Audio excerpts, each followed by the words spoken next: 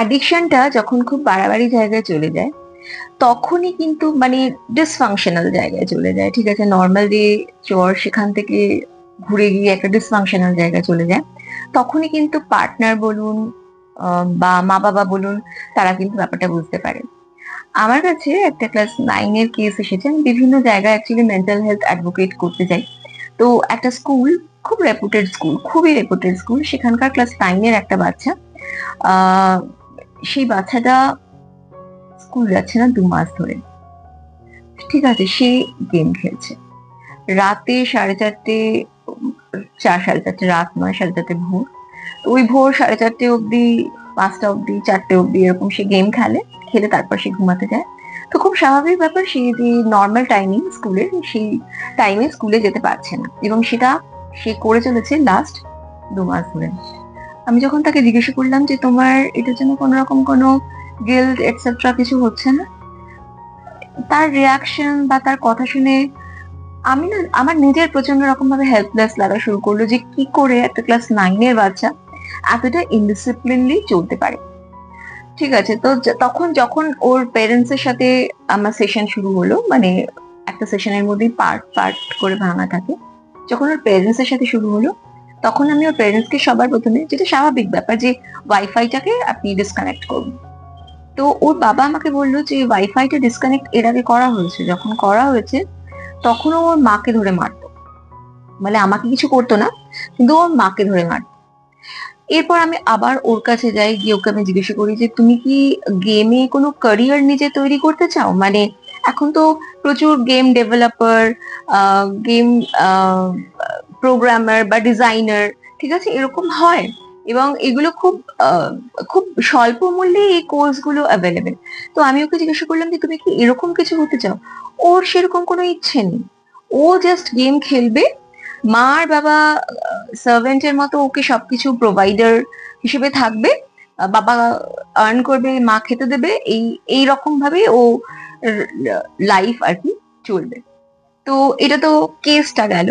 এই কেসটাতে আজকে এই জায়গায় পৌঁছানোর পেছনে, ঠিক আছে, কে বা কারা বা কি সিচুয়েশন দায়ী, আজকে আমি সেটা একটুখানি বলার চেষ্টা করছি।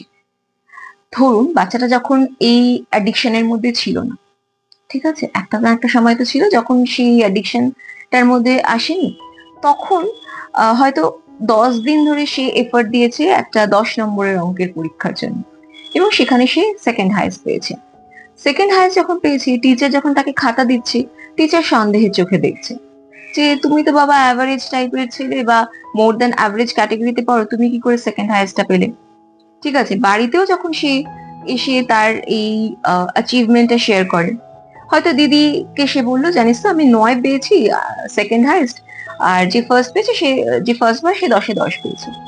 এখানে দিদি বললো যা, 1 নম্বর পেতে পারলি না।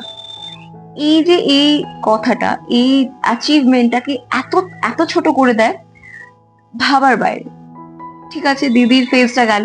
মাকে গিয়ে যখন বললো, ঠিক আছে, মা নাই জানতে পারে সবকিছু, সবার মা জানে না, কিন্তু একটা অ্যাপ্রিসিয়েট করা, দুটো মানে অ্যাপ্রিসিয়েট করে বা বাবা তুমি খুব ভালো করেছো, সেটুকু তো বলাই যায়। মা নিরুত্তাপ, সে শুনলো ও আচ্ছা বলে সে রান্নাঘরে ঢুকে গেল। বাবাকে যখন সে গিয়ে বলল, বাবা তখন বলল যে ও আচ্ছা, তুমি এরকম রেজাল্ট করেছো, ঠিক আছে, পরের বারেরটাও যেন এরকম ভালো হয়। আরে বাবা, বাচ্চাটাকে এখন তো এনজয় করতে দিন, আপনি নিজে তো আগে এটাকে হজম করুন।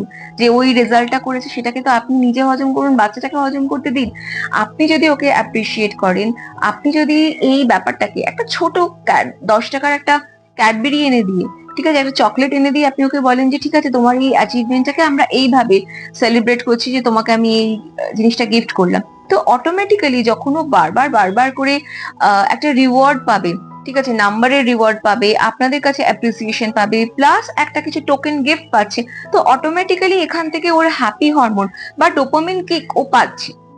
যেটা কিন্তু ও হয়তো, মানে এটা আমি এই কেসটার সাথে মানে আর কি মিলছে বলে আমি এটা অ্যাড করলাম, কিন্তু এই কেসটার মধ্যে এটা পড়ছেই যে সেটা আমি বলতে পারবো না, কারণ কি, ছেলেটি আমার কাছে মাত্র একদিনই এসেছিল। কিন্তু এটা ঘটনা যে বেশিরভাগ ক্ষেত্রে বাবা মা কিন্তু জানেই না কি করে বাচ্চার সাথে কথা বলতে হবে।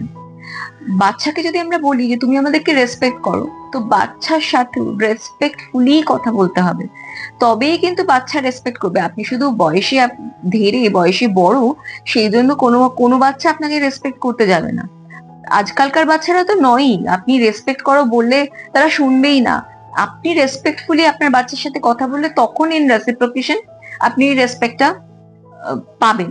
ঠিক আছে, অথচ এদিকে গেম যখন সে খেলছে, যখনই লেভেল আপ হচ্ছে, তখনই সেখানে স্ক্রিনে একটা কিছু ডিসপ্লে হচ্ছে, কংগ্রাচুলেশনস, বা ইউ হ্যাভ ডান ম্যাগনিফিশিয়েন্ট জব, বা তুমি বা একটা কিছু একটা বাবল একটা কিছু হচ্ছে, বা একটা বক্স আনবক্স মানে এসে সেটা আনবক্স হচ্ছে, সেখান থেকে বালুনস এটসেট্রা, যেরকম আমরা দেখে থাকি কংগ্রাচুলেশনস এর যে ইমোজিস গুলো থাকে, তো সেই রকম কিছু হয়তো সে পাচ্ছে, তো এটা হয়তো তাকে ডোপামিন দিচ্ছে।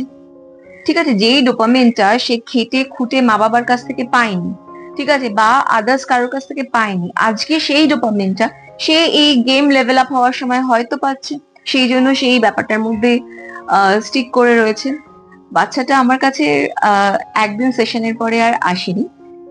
ইভেন স্কুল থেকেও আমাকে জানানো হয়েছে ওর পেরেন্টসও কোনোভাবে যোগাযোগ স্কুলে করেনি। তবে আমি ভীষণ ভীষণ আশাবাদী যে একটু নরমে গরমে একটু আদরে ভালোবাসায় এই ব্যাপারটা কিন্তু হিল হওয়া সম্পূর্ণভাবে সম্ভব। এরকম ভিডিও আরো পাওয়ার জন্য আমার চ্যানেলটা সাবস্ক্রাইব করতে পারেন। আমি একজন mental health professional. Mental health regarding কোনো হেল্পের জন্য ইউ ক্যান ডিএম মি।